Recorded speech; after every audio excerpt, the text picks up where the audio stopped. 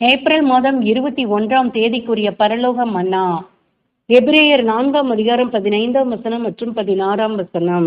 நம்முடைய பலவீனங்களை குறித்து பரிதபிக்க கூடாத பிரதான ஆசாரியர் நமக்கு இராமல் எல்லா விதத்திலும் நம்மை போல் சோதிக்கப்பட்டோம் பாவம் இல்லாதவராயிருக்கிற பிரதான ஆசாரியரே நமக்கு இருக்கிறார்.